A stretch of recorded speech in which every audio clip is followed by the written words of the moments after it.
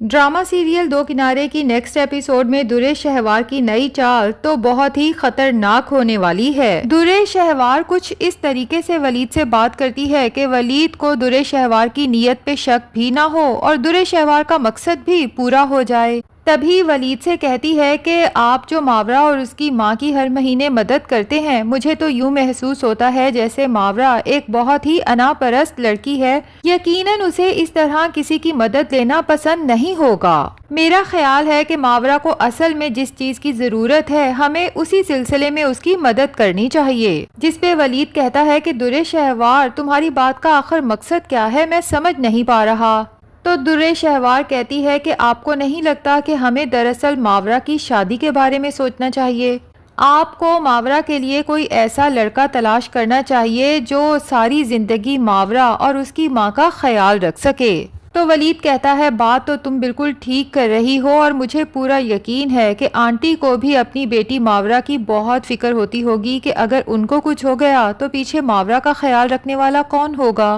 اور پھر درے شہوار سے کہتا ہے کہ جس کزن کے ساتھ ماورا کی منگنی ہوئی تھی اس نے تو رشتہ ختم کر دیا ہے، اب کون ہے جو ماورا کا ہاتھ تھام سکے اور ساری زندگی کے لیے اس کا اور اس کی ماں کا سہارا بن سکے۔ تو درے شہوار کہتی ہے کہ رشتہ تو بہت اچھا ہے اور آپ کے سامنے ہے، حیرت کی بات ہے کہ آپ کے دماغ میں یہ بات کیوں نہیں آئی کہ ماورا کی شادی آپ عباد سے بھی تو کروا سکتے ہیں۔ آخر دیکھیں نا کہ ماورا کا ہمیشہ سے اس گھر میں آنا جانا ہے اور آپ اسے بہت اچھے سے جانتے ہیں۔ اگر عباد ماورا کا ہاتھ تھام لیتا ہے تو میرے خیال سے یہ رشتہ بہت اچھا ہے۔ اب ظاہر ہے کہ آپ نے عباد کے فرض سے بھی سبکدوش ہونا ہے اور ماورا کو بھی عباد کی صورت میں ایک مستقل سہارا مل جائے گا۔ ویسے بھی آپ سب لوگ اسے اتنا پسند کرتے ہیں جیسا کہ کائنات اور آئمہ تو ماورا کی دوستیں بھی ہیں۔ مجھے تو لگتا ہے کہ اگر آپ ماورا اور عباد کی شادی کریں گے تو کائنات اور آئمہ کو بھی یہ رشتہ منظور ہوگا، بلکہ وہ لوگ تو بہت خوش ہو جائیں گی۔ لیکن ولید کو درے شہوار کا یہ مشورہ زیادہ دل کو نہیں لگتا اور اسے کہہ ہی دیتا ہے کہ دراصل ماورا عباد سے کافی بڑی ہے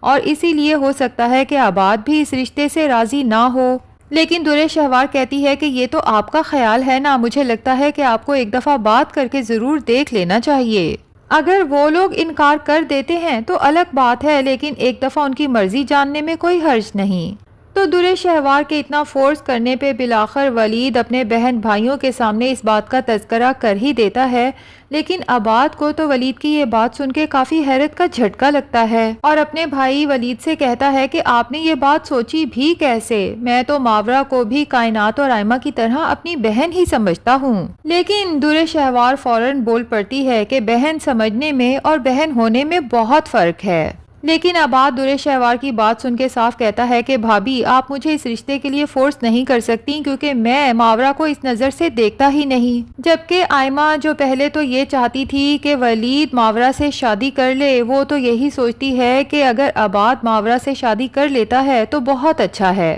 کیونکہ آئمہ کو تو ماورا اور اس کی ماں کی سچ میں بہت فکر ہوتی ہے اور وہ دل سے چاہتی ہے کہ ماورا اور آنٹی کو کوئی سہارا مل جائے۔ اور درے شہوار کی طرف دیکھ کے کہتی ہے کہ کاش کائنات نے درے شہوار کو ولید بھائی کے لیے پسند نہ کیا ہوتا یا پھر ماورا کا کزن پہلے ہی یہ رشتہ ختم کر دیتا تو آج درے شہوار کی جگہ ماورا جیسی سلجھی ہوئی لڑکی ہماری بھابھی ہوتی اور ہمارے گھر کا ماحول کتنا پرسکون ہوتا۔ بہرحال آئمہ کو تو عباد کے لیے بھی ماورا بہت پسند ہے، جبکہ درے شہوار جب دیکھتی ہے کہ عباد اس رشتے پہ راضی نہیں ہو رہا تو کہہ ہی دیتی ہے کہ مجھے تو یہ لگتا ہے کہ چونکہ ماورا ایک غریب گھر کی لڑکی ہے تبھی عباد اس سے شادی کرنے کے لیے راضی نہیں ہے، ورنہ پھر ماورا میں اور تو کوئی کمی نہیں۔ یہاں پر آئمہ بول ہی پڑتی ہے کہ درے شہوار بھابی اگر ایسی بات ہوتی تو ہم ولید بھائی کی شادی بھلا آپ سے کیوں کرتے، کیونکہ آپ بھی تو چھوٹے گھر سے ہیں، آپ ماورا کے بارے میں اس طرح کی بات کر کے اسے ڈی گریڈ نہیں کر سکتی۔ درے شہوار کے تن بدن میں تو آئمہ کی بات سن کے جیسے آگ ہی لگ جاتی ہے کہ یہ میرے منہ پہ مجھے غریب گھر سے ہونے کا تانا دے رہی ہے،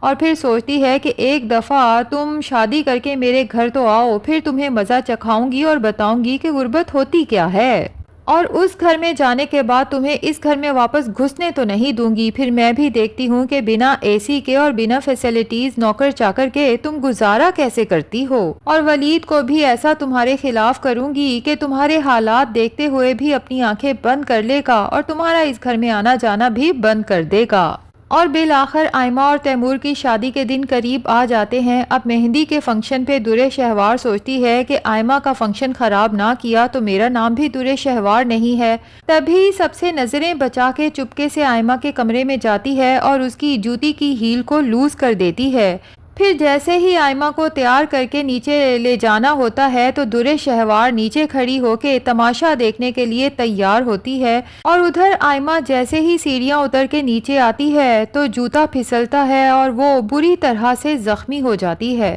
اب ایسے میں سب گھر والے آئمہ کے آس پاس جمع ہو جاتے ہیں، جبکہ آئمہ تکلیف سے کراہ رہی ہے۔ درِ شہوار کو اس کی تکلیف نظر نہیں آتی، البتہ اسے یہ ہے کہ آئمہ کا مہندی کا فنکشن ہو ہی نہ۔ تبھی ولید سے کہتی ہے کہ مجھے تو لگتا ہے کہ آج کے فنکشن کو پوسٹ پون کر دینا چاہیے۔ اب دیکھیں نا کہ آئمہ جب یوں لنگڑاتے ہوئے مہمانوں کے درمیان آئے گی، مووی بنے گی، پکچرز بنے گی تو ہر طرف مذاق اڑے گا کہ بھائی دلہن لنگڑی تھی۔ جبکہ آئمہ ولید سے کہتی ہے کہ بھائی اتنی بڑی بات نہیں ہے، بس ہلکی سی موچ آئی ہے اور مجھے لگتا ہے کہ پین کلر لے کے میں فنکشن اٹینڈ کرنے کے قابل ہو سکتی ہوں، بس مجھے جوتا چینج کرنا ہوگا۔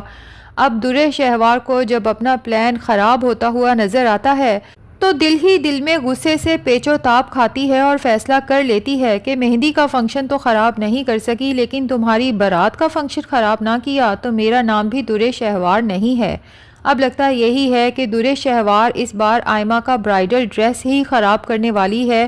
جس کے بعد تیمور کے دماغ میں یہ بات ڈالنے کی کوشش کرے گی کہ یہ لڑکی ہے ہی منحوس۔ پہلے مہندی والے فنکشن پہ اس کا جوتا ٹوٹ گیا تو اب بارات پہ اس کا ڈریس خراب ہو گیا۔ ابھی بھی وقت ہے، سوچ لیں، کہیں ایسا نہ ہو کہ اپنے ساتھ یہ ساری نحوستیں آپ کی زندگی میں لے کے شامل ہو جائے اور پھر آپ کو جان چھڑوانی مشکل ہو جائے۔ دیکھیں نا، وٹے سٹے کی شادی ہے، اگر آپ پھر اس کے بعد آئمہ کو چھوڑیں گے تو میرا گھر بھی خراب ہوگا۔ ظاہر ہے کہ ولید اپنی بہن کے ماتھے پہ طلاق کا ٹیگ تو نہیں لگنے دیں گے۔ اگر ابھی آپ شادی سے انکار کر دیتے ہیں تو میں کچھ نہ کچھ کر کے بات کو کور کر لوں گی، اور فکر کرنے کی ضرورت نہیں، آپ کی شادی آئمہ سے بہت بہتر لڑکی سے کرواؤں گی۔ اب لگتا تو نہیں کہ تیمور درِ شہوار کی باتوں میں آ کے آئمہ سے شادی سے انکار کر دے گا۔ ہاں، البتہ یہ ضرور ہے کہ شادی کے بعد درِ شہوار صحیح نند بن کے آئمہ کی زندگی میں زہر گھولنے والی ہے۔ ہر دوسرے دن گھر پہنچ جایا کرے گی اور آئمہ سے کہے گی کہ میری ماں نے ساری زندگی ہم لوگوں کی خدمت کی ہے،